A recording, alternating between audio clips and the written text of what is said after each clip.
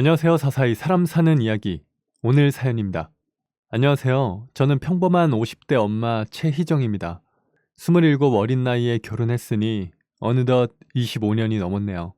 남편과는 소개팅으로 만나 7개월 동안 연애하고 결혼을 결심, 13개월 만에 결혼을 했어요. 남편은 어머니가 안 계셨습니다. 형은 결혼을 하여 가정을 꾸리고 살고 있고 시아버지는 본가에서 혼자 지내신다고 하더군요.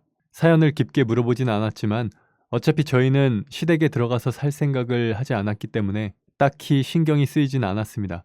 다만 시어머니가 없으니 이 집안에 먼저 시집온 형님과 잘 지내야겠다는 생각만 했네요. 결혼 전까지만 해도 사이좋은 동서지간이 될 것이라 생각했습니다. 결혼할 당시 저는 친정 부모님의 도움을 받아 남편과 함께 작은 집을 매입했습니다. 물론 대출받는 것은 어쩔 수 없었지만 아늑한 우리 집이 생겼다는 것이 행복했죠. 그리고 2년 후에 큰 아이를 낳았고 또다시 2년 후에 작은 아이를 낳았습니다. 그러면서 자연스럽게 직장도 그만두게 되었어요. 그동안은 함께 벌어 생활비를 마련했지만 이제는 두 아이를 키워야 했기에 남편이 외벌이를 하게 되었습니다. 그렇게 좁지만 아늑한 집에서 살기를 몇 년, 큰아이가 7살이 되던 해에 운 좋게 살고 있던 집의 집값이 올라 저희는 경기도에 위치한 조금 더 넓은 집으로 이사를 하게 되었습니다. 그렇게 우리 집은 점점 화목하고 따뜻한 집이 되어갔지만 아주버님 댁은 그렇지 못했습니다. 형님과 아주버님의 사이가 그다지 좋지 않은 것 같았거든요. 저에게 명확하게 말씀해 주시진 않으셨지만 분위기가 그랬네요.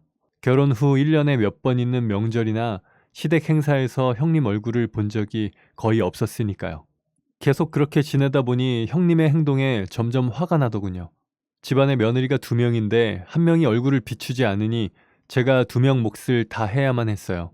그래서 아주버님께 종종 형님은 왜 안 오시냐고 물어봐도 일이 있다며 둘러대시기만 하더라고요. 그렇게 형님 얼굴을 제대로 뵙지 못하고 산 세월이 7년입니다. 그러던 어느 날이었습니다. 평소처럼 출근했던 남편에게서 전화가 걸려와 돌연 아주버님과 형님이 돌아가셨다는 비보를 전하더군요. 저는 너무 놀라 사정을 물어보니 남편도 정확히 모르는 것 같았습니다. 남편은 바로 병원으로 갈 테니 상복을 챙겨서 와달라 했고 저 역시 바로 택시를 타고 병원으로 향했습니다. 그제서야 저희는 두 분이 교통사고로 돌아가셨다는 사실을 알게 되었죠. 정확하게는 형님이 아주버님 몰래 불륜을 저지르고 있었고 그 사실을 안 아주버님이 그 불륜 현장을 덮쳐 같이 집으로 오는 길에 사고가 났다 하더군요. 그 와중에 아주버님은 음주까지 하신 상태였고요. 두 분 다 병원으로 옮겨졌으나 바로 사망했다 했습니다. 그렇게 옮긴 장례식장의 분위기는 정말 삭막했습니다. 단순히 두 분께서 돌아가셔서 어두운 것만이 아니었습니다. 음주 사고였고 그 피해자 역시 그 자리에서 사망을 했거든요. 피해자 유족들이 상갓집을 쳐들어와 울고 불고 행패를 부려도 저희는 고개를 들 수가 없었습니다. 그럼에도 저에게는 그 넓은 장례식장에 작은 몸으로 혼자 상주 노릇을 하고 있는 11살짜리 조카가 너무나 눈에 밟혔습니다. 혼전 임신으로 결혼을 했던 아주버님에게는 아들이 한 명 있었는데요. 시댁에서 몇 번 봤을 때도 늘 고개를 푹 숙이고 있던 아이였습니다. 이리저리 뛰어노느라 바쁜 제 아이들과는 다르게 조용히 앉아만 있는 조카가 줄곧 신경 쓰였거든요. 부모 사진 앞에 홀로 앉아있는 아이를 데리고 와 밥을 먹이려고 해도 고개를 들지 않았어요. 아이는 주먹을 꽉 쥐고 입술을 깨무는 듯 보였죠. 아마 제 부모를 원망하는 유가족들의 소리가 아이가 있는 데까지 들려 무서웠을 거예요. 구석에서 몸을 떨며 앉아있던 아이가 신경 쓰여 그 옆을 지켜주었지만 11살짜리 아이가 그 두려움을 감당하는 데에는 그다지 도움이 되지는 못했나 봅니다. 게다가 식사조차 제대로 하지 못하는 아이의 다친 마음은 그 누구도 돌봐주지 않더군요. 장례식장 한쪽에서 어른들의 다툼이 시작되었습니다. 어린 조카 지석이를 누가 데려가느냐가 그 주제였죠. 얼마 안 되는 아주버님과 형님의 사망보험금은 모두 피해자의 유족들에게 가야 했기에 아이에게 남겨질 돈도 없었습니다. 형님에게는 오빠가 한 명 있지만 평소 사이가 좋지 않은 남매였기에 아이의 외삼촌은 아이를 데려가지 않겠다고 했죠. 시아버지께서도 홀로 지석이를 키울 수가 없다고 하셨고요. 어른들의 결론은 결국 지석이를 고아원으로 보내는 것이었습니다. 그렇게 지석이를 시설로 보내는 방법을 알아보라는 말이 오갈 때 어른들의 눈치만 보고 있는 어린 조카가 안쓰러워 조용히 데리고 나왔어요. 제 아이들이 자꾸 생각나서일까요? 엄마가 되어보니 이런 아이를 외면하기가 여간 힘든 일이 아니었습니다. 아이에게 음료수 한 캔을 건네며 다 괜찮아질 것이라고 어깨를 토닥여 주었어요. 그랬더니 아이가 제 가슴을 파고드는 말을 하더군요. 작은 엄마, 저 괜찮아요. 어차피 전 있어선 안 되는 존재였으니까요. 전 너무 놀라서 누가 그런 소리를 했냐며 아이에게 물었더니 혼전 임신으로 결혼을 한 형님과 아주버님이 다툴 때면 자주 하던 이야기랍니다. 아이답지 않은 덤덤함에 가슴이 너무 시렸습니다. 어린 지석이를 꼭 안아주며 그런 존재가 아니라고 몇 번을 일러주었어요. 세상엔 있어서는 안 되는 존재 같은 것은 없다고요. 얼마나 굳어졌는지 아이는 눈물 한 방울도 흘리지 않았어요. 어쩌면 자신은 부모의 죽음 앞에서 울 자격조차 없다고 하는 것 같아 더 마음이 아렸습니다. 장례 후 지석이는 시설로 들어가기 전 몇 가지 필요한 절차를 밟기 위해 당분간 아버님 댁에서 지내게 되었습니다. 아버님도 지석이를 달가워하시지 않는 입장이기에 그 짧은 기간이나마 아이가 또 움츠려들까 걱정이 되었어요.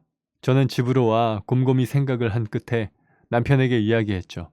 여보, 지석이 말인데 우리가 데려와서 키우는 건 어때? 뭐? 지금 우리 형편에 지석이까지 키우자고? 애가 무슨 잘못이야. 이대로 지석이 고아원으로 보내지면 나 평생 마음에 걸릴 것 같아. 지석이가 가족이 없는 것도 아니잖아. 남편은 자꾸만 지석이 이야기를 꺼내는 저에게 천천히 생각을 해보자며 대화를 끝냈습니다. 그 이후로도 저는 남편을 설득하려고 노력했죠. 지석이 이제 11살이야. 크게 손갈 나이는 지났어. 그래, 그건 나도 알아. 근데 당신 애 한 명 키우는데 돈이 얼마나 드는지 몰라? 지금 우리 애들도 벅찬데 그 비용 다 감당할 수 있을까? 요즘 애들 학원비만 해도 얼만데 지석이 데려오면 우리 애들만 학원 보내? 지석이도 보내야지. 내가 버는 돈이 뻔하잖아. 여보, 그건 그렇지만 한순간에 동정으로 시작할 일이 아니야. 물론 우리 사정에 아이를 데려오는 것은 무리일 수도 있습니다. 그렇지만 눈을 감을 때면 자꾸만 보이는 그 작은 아이의 풀죽은 얼굴과 떠는 몸이 생각나서 미칠 것만 같았습니다. 제 아이들과 비슷한 또래의 남자아이가 혼자 그러고 있는 모습을 보니 우리 아이들이 저런 상황에 놓여진 것 같아 도저히 외면할 수가 없었죠. 저는 결심이 선 뒤 아버님 댁으로 곧장 향했습니다. 지석이를 데려가겠다는 제 말에 아버님은 아이를 보낼 시설을 찾았다는 줄 알았는지 어느 지역으로 데려갈 거냐고 묻더군요. 아니요, 지석이 저희가 키울 거예요, 아버님. 아버님은 그 자리에서 제 손을 잡고 우셨습니다. 모든 사정을 아시는 아버님이니 미안하기도 하면서 지석이를 데려가겠다는 결정을 한 제게 고마워서 그러셨겠죠. 오랜만에 보는 지석이는 그 사이에 말수가 더 줄어 있었습니다. 이리저리 눈치를 보고 다니느라 아이가 더 의기소침해진 것 같았어요. 지석아, 작은 엄마랑 가자. 지석이 짐 얼른 다 챙기고 나와. 여기서 기다릴게. 아무것도 모르는 지석이는 어디로 향하는지 모른 채 저를 따라 나섰습니다. 그리고 지석이와 함께 집에 도착한 저는 작은 방 하나를 내주었어요. 내일 방 정리 싹 해줄게. 그리고 지석이가 쓸 책상이랑 침대도 사러 가자. 저 이제 여기서 사는 거예요? 지석이 이제 작은 엄마 아빠랑 동생들이랑 여기서 살 거야. 전 불행의 씨앗 같은 존재인데 죄송해요. 지석아, 왜 또 그런 말을 해? 저는 모든 문제의 근원이잖아요. 장례식장에서 아이의 외삼촌이 뱉은 말을 들은 모양이었습니다. 불행, 문제 같은 단어가 자기를 따라다니는 기분을 11살짜리 아이가 어떻게 감당할 수 있을까요? 저는 그런 아이를 꼭 안아주며 위로해 주었죠. 그런 말에 너무 신경 쓰지 마. 지석이한테 문제가 있어서가 아니라 어른들이 겁이 나서 그런 나쁜 말을 한 거야. 세상에는 자기 앞가림만 하기에 바쁜 사람들도 있지만 주위 사람들을 신경 쓰고 챙겨주면서 함께 어울리며 살아가는 사람들도 많아. 지석이는 제 말을 듣고 고개만 끄덕일 뿐이었습니다. 그날 밤 퇴근을 하고 돌아온 남편은 지석이를 보며 못마땅한 표정을 지어 보였습니다. 저는 그런 남편을 크게 나무랐죠. 당신 정말 나쁜 사람이었구나. 지석이 기분 한 번이라도 생각해 봤어? 애가 얼마나 눈치를 보겠어. 그러니까 내가 데리고 오지 말자고 했잖아. 어른들 문제로 일어난 일이야. 11살짜리가 얼마나 충격이었겠어. 앞에서 대놓고들 자기를 시설에 보낸다 어쩐다. 저 어린애가 왜 그런 말을 듣고 있어야 되냐고. 왜 나만 나쁜 사람을 만들어? 나라고 안 그러고 싶겠어? 나도 안쓰러워. 내 조카인데 당연히 불쌍하고 안쓰럽지. 근데 그거랑 별개로 내 벌이가 뻔하니까 이러는 거잖아. 당신이 지석이 키우다가 만약에 진짜 힘들어지면 그래도 끝까지 애한테 눈치 한번 안 주고 책임질 수 있을 것 같아? 우리 애들이랑 똑같이 키울 수 있어. 그리고 돈 걱정은 하지 마. 부족하다는 소리 안 할 테니까. 남편의 마음이 이해가 안 가는 것은 아니었습니다. 500만 원의 월급에서 대출이자와 원금이 나가고 아이들 학원비에 관리비, 보험료 같은 고정 비용을 내고 나면 우리 가족 생활비는 200만 원 남짓이었거든요. 남편은 한 달에 고작 30만 원의 용돈을 쓰고 지냈죠. 저희가 잘 조절해서 쓰면 내 식구가 사는데 크게 문제 있는 수준은 아니었지만 한 번씩 큰 돈이 들어갈 일이 있으면 한숨부터 나오는 것은 사실이었습니다. 그런 저희의 형편에 아이 한 명을 더 키우는 것은 남편 입장에서 무리라고 생각이 들었을 거예요. 돈을 버는 사람의 입장이니 충분히 부담도 될 것이고요. 하지만 저는 남편을 이해한다고 해서 지석이를 그냥 내버려 둘 수가 없었습니다. 남편과 조금 서먹한 며칠이 이어졌지만 크게 신경 쓰지 않았습니다. 종종 의견 차이로 싸울 때마다 일어나는 일이었고 이런 상황에서는 아이들 덕에 분위기가 풀어지기도 했으니까요. 대부분 자녀가 있는 가정이 그렇듯 우리 부부도 시간이 흐르면서 점점 서로에 대한 감정이 사그라질 거였죠. 그런데 다음날 지석이가 제게 말하더라고요. 작은 엄마, 저 그냥 고아원에 갈게요. 왜? 그게 무슨 말이야? 제가 여기에 있는 게 민폐잖아요. 저 때문에 작은 아빠랑도 싸우시고 그냥 고아원에 보내주세요. 우리 집에서는 당연했던 이 분위기가 아이에게 큰 부담이었나 봅니다. 지석이에게는 버릇이 하나 있었어요. 마음이 불안하거나 눈치가 보이면 손끝으로 옷 소매자락을 만지작거렸습니다. 고아원으로 보내달라며 소매자락을 만지작대는 지석이의 손을 꼭 잡아주었어요. 아이는 자기 때문에 싸우는 저와 남편을 보며 눈치가 보이면서도 진짜로 자신이 고아원으로 보내질까 불안한 것 같았습니다. 지석아, 작은 아빠랑 작은 엄마는 그냥 의견이 조금 달랐던 것뿐이야. 지석이도 학교에서 다른 생각을 갖고 있는 친구랑 이야기해봤지? 그거랑 똑같은 거라고 생각하면 돼. 하지만 작은 아빠는 제가 있는 게 싫으신 것 같아요. 다른 사람들한테 부담이나 짐이 되고 싶지 않아요. 그러면 지석아, 작은 엄마 짐 좀 덜어줄래? 어떻게요? 우리 재민이랑 수영이의 형 오빠가 돼서 지석이가 지켜줘. 제가요? 그럼 우리 지석이가 제일 대빵이잖아. 그렇지? 지석이는 그날 이후 자신이 할 수 있는 것이 생겨 마음의 짐을 조금 덜었는지 제가 부여한 임무에 최선을 다했습니다. 아이들을 통솔하며 학습 분위기를 조성해 주었고 9살 아들과 7살 딸이 나가서 놀고 싶어 할 때에는 곧장 데리고 나가서 놀아주기도 했었죠. 아이들은 제게 혼날 때마다 지석이를 찾아가 칭얼거릴 정도로 잘 따랐습니다. 남편은 그런 지석이와 지내는 것이 한결 편해진 것 같았죠. 지금까지는 본인이 해줘야 할 부분들을 지석이가 많이 도와주고 있었으니까요. 퇴근 후 쉬고 싶을 때도 아이들 때문에 쉬지를 못했으니 한편으론 지석이가 기특하면서도 고마웠을 거예요. 그리고 지석이는 공부도 아주 열심히 했습니다. 지석이를 찾을 때면 항상 책상에 앉아 공부를 하고 있었거든요. 전 그런 아이가 너무 기특하면서도 혹시라도 남편과 저를 기쁘게 해줘야 한다는 강박인 것이 아닐까 걱정도 되었습니다. 그래서 지석이에게 왜 이렇게 공부를 열심히 하냐고 물었었죠. 부모가 없다고 친구들한테 따돌림 당하지 않으려면 공부라도 잘해야 하잖아요. 다행히 성적이 좋아서 그런지 반 친구들이랑 잘 지내고 있어요. 지석아, 그게 무슨 소리야. 그렇게 생각하지 마. 지석이가 공부를 잘해서 잘 지내는 게 아니라 밝고 긍정적이라서 친구들이 지석이를 좋아하는 거야. 공부 못한다고 절대 따돌림 당하지 않아. 어쩔 때면 저 작은 아이의 마음속에 아직도 트라우마가 깊게 남아있는 것 같아 보였습니다. 한창 밝게 웃으며 뛰어놀 나이에 너무 일찍 철이 들어버린 지석이가 안쓰러웠죠. 지석이는 학교를 다니는 내내 학원을 다니지 않겠다고 했습니다. 그럼에도 불구하고 늘 상위권 성적을 유지했습니다. 그리고 학급 반장까지 도맡아서 하면서 성실하게 학교를 다녔죠. 고등학교 때도 학원을 보내줄까 했더니 극구 사양을 하더군요. 혹시 또 저희가 자신에게 돈 쓰는 것이 부담이 되어서 그러는 건 아닌지 걱정이 되어 물어보니 그것 때문은 아니라며 웃어 보였습니다. 본인은 학원에서 가르침을 받는 것보다 스스로 고민하고 풀어내는 것이 더 기분이 좋다고 하면서요. 그리고 공부를 잘하는 지석이가 제 아이들 공부까지 계속 함께 봐주었기에 되려 아이들의 학원비가 줄었습니다. 저는 그런 지석이에게 너무 고마웠어요. 지석이는 학교를 다니는 동안 봉사활동까지 열심히 했습니다. 한 고아원으로 봉사를 주기적으로 다녔던 지석이는 어릴 때부터 동생들에게 공부를 가르쳤던 것이 도움이 되었는지 고아원 아이들에게 재능 기부로 공부를 알려주고 있다고 하더라고요. 미래를 위해 스펙을 쌓아두는 것이라고 이야기하기는 하지만 지석이는 그 누구보다 진심인 것 같았습니다.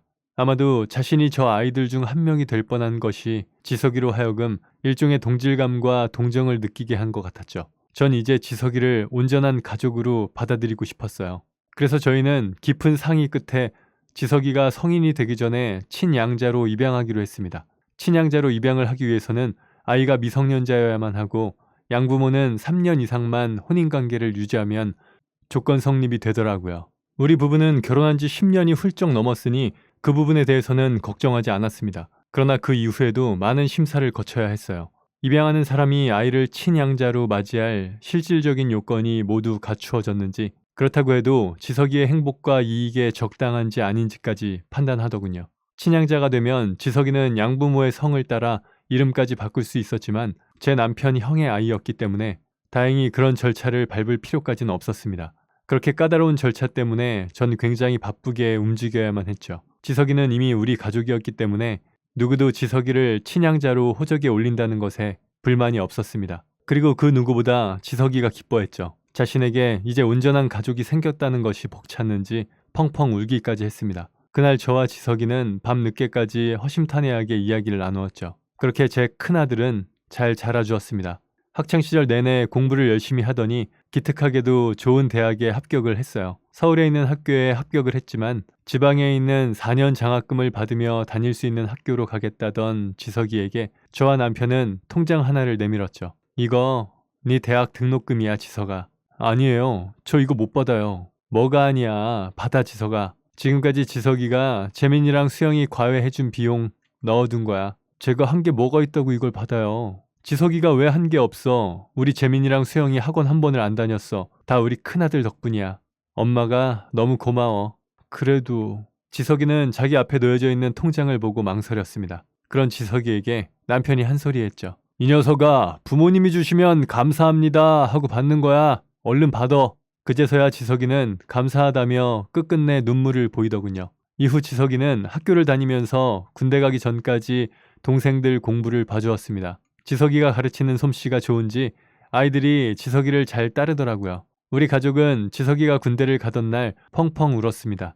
누구보다 듬직한 형과 오빠가 군대를 가니 아이들도 많이 아쉬워했죠. 어엿하게 아이들을 안아주는 지석이에게서는 더 이상 작고 힘없는 아이가 보이지 않았어요. 군대에서도 자기 개발에 힘을 썼는지 지석이는 나날이 멋있는 남자가 되어갔습니다. 그리고 전역 후 무사히 졸업까지 잘 해내고 동기들과 사업을 시작했습니다. 처음 저희에게 사업을 하겠다고 하는 지석이가 걱정이 많이 되었어요. 아무래도 사업이라는 분야가 쉽게 성공할 수 있는 것도 아니고 혹여 많이 힘들진 않을까 싶었거든요. 하지만 잘 해내겠다는 지석이의 말에 저희는 고개를 끄덕일 수밖에 없었습니다. 뭐든지 한다고 하면 잘 해내는 아이였으니까요. 지석이는 저희의 걱정과 염려를 잠재웠습니다. 보란듯이 좋은 성과를 내고 경제지의 젊은 CEO로 소개까지 되었으니까요.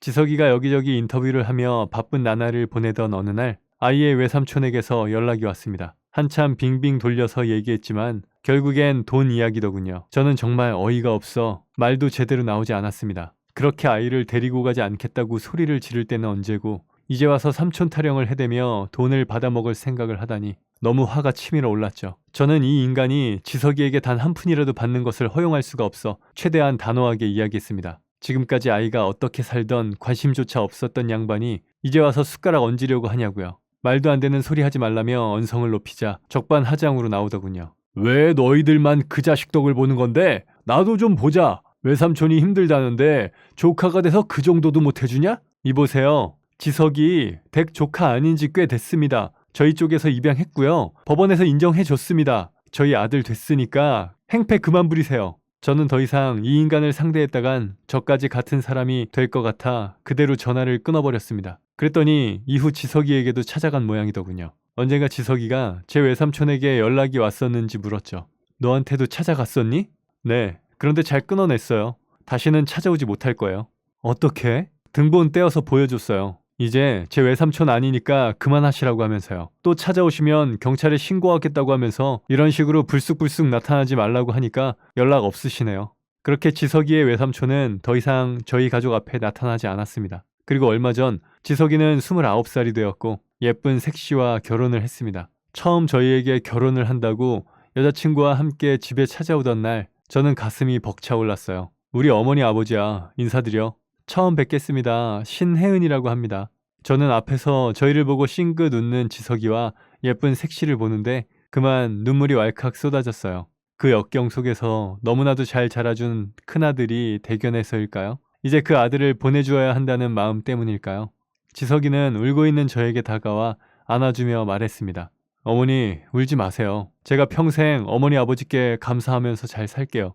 그날 밤 저희는 큰아들이 결혼을 하는데 작은 돈이라도 보탬이 되고 싶어 지석이에게 통장을 내밀었습니다. 지석이는 그 통장을 보더니 싱긋 웃으며 받아갔죠. 그리고 지석이가 결혼을 하기 전날 저희가 마련해준 돈의 3배가 넘는 돈이 들어있는 통장을 가져왔습니다. 부모님께 잘 키워주셔서 감사하다고 드리는 선물이니 사양하지 말고 받아달라면서요. 저는 아들 장가 보내는 마음이 이리도 기쁘면서 서운한 것인지 처음 알았습니다. 그렇게 사랑하는 제 큰아들이 결혼을 하고 저희는 첫 며느리가 생겼어요. 지석이는 저희 집 근처에 신혼집을 구했는데도 자꾸 집안이 허전하고 쓸쓸하다는 느낌이 들었습니다. 지석이의 빈자리가 너무 크게 느껴져 마음이 휑하더군요. 처음 지석이를 데려올 때가 문득 생각났어요. 날개가 다친 작은 새였던 지석이를 고쳐주고 사랑해주고 보살펴주었는데 이제는 그 날개로 훨훨 날아가며 마음껏 날개짓하는 지석이를 보려니 제가 감당할 수 없는 벅찬 마음이 드네요. 저는 이제 지석이의 행복을 바라면서 살 생각입니다. 사랑하는 우리 큰아들 지석이에게 엄마가 많이 사랑한다고 전해주고 싶어요. 긴 글 읽어주셔서 감사합니다. 네, 오늘 사연은 여기까지입니다. 사람 사는 이야기, 채널 구독과 좋아요, 알람 설정은 큰 힘이 됩니다. 감사합니다.